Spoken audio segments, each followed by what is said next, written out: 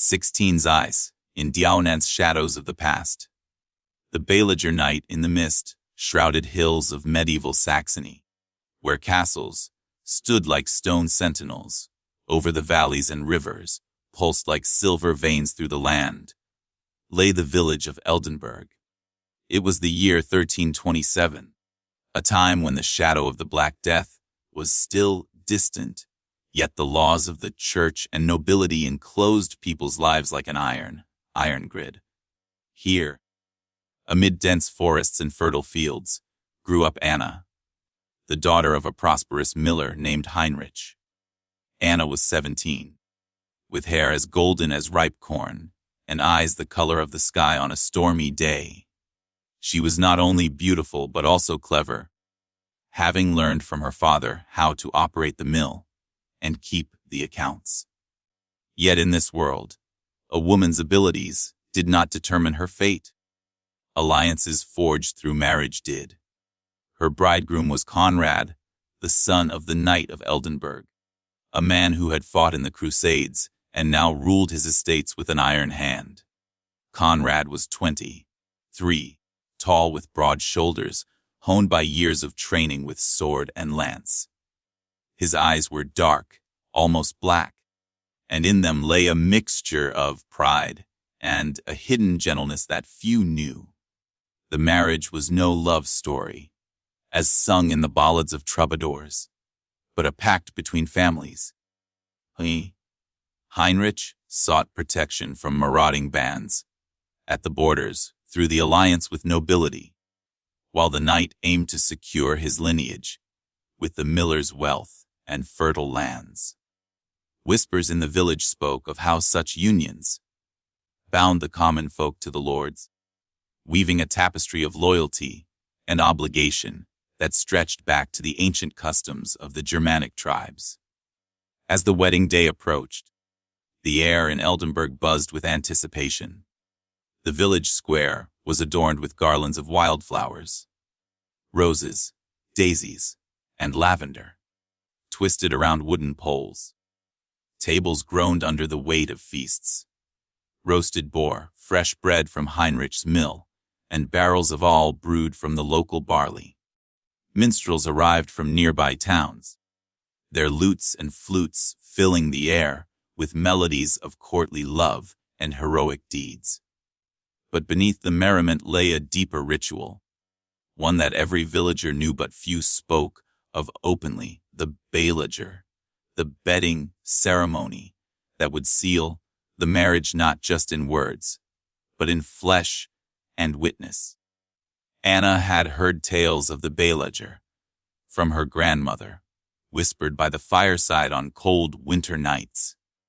It was an ancient rite, rooted in the laws of the Saxonspiegel, the mirror of the Saxons, a code penned a century earlier that governed marriages across the German lands. In the bed, the union is made true, her grandmother would say, her voice a mix of reverence and warning.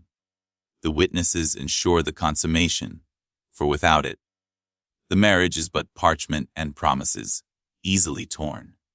Anna shivered at the thought.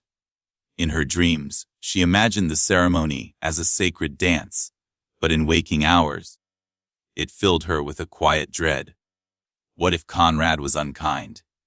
What if the eyes of the witnesses stripped her of her dignity? The wedding began at dawn in the stone chapel of Eldenburg Castle. The priest, Father Gerhard, a stern man with a beard like tangled roots, intoned the Latin vows under the flickering light of beeswax candles. Anna wore a gown of fine linen, embroidered with threads of gold that her mother had saved for years. Conrad stood in his tunic of deep blue, a silver chain around his neck, bearing the family crest. A rampant lion. They exchanged rings forged from iron, symbolizing strength, and swore oaths before God and man. The congregation, villagers, knights, and distant relatives, murmured approvals, their breaths mingling with the incense that hung heavy in the air. After the ceremony, the feast erupted in the castle hall. Laughter echoed off the vaulted ceilings as guests toasted the couple. Heinrich beamed with pride, clapping Conrad on the back like an old comrade. The knight, Sir Friedrich, watched with a calculating eye, ensuring the alliance would bear fruit, literally in heirs to continue his line. As the sun dipped toward the horizon, painting the sky in hues of crimson and gold, the mood shifted. The minstrels played softer tunes, and whispers of the Beilager began to circulate. It was time for the bedding. The ritual was no mere afterthought. It was the heart of the marriage in these lands. Dating back to the High Middle Ages, the Beilager, also called Betteleit or Betsetzung, ensured the validity of the union under both secular and ecclesiastical law. In the Sachsenspiegel, it was written, "When he enters her bed, he becomes her guardian, and she his consort."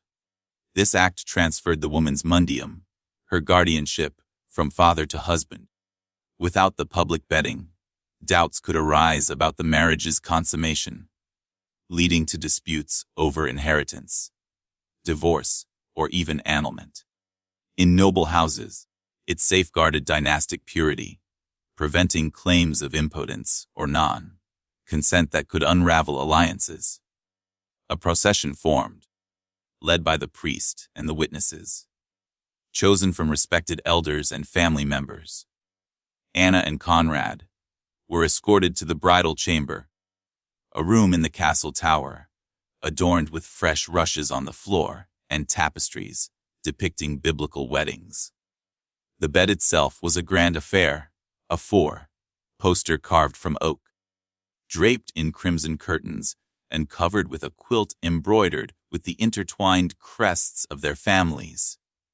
It was the abet, the marriage bed, often borrowed from a noble household for its symbolic weight. The witnesses, 6 in number, as custom demanded in some regions, gathered around.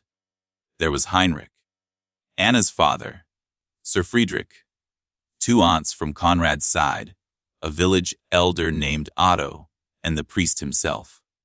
They stood solemnly as the couple was prepared. Anna's maids helped her out of her gown, leaving her in a simple shift of white linen.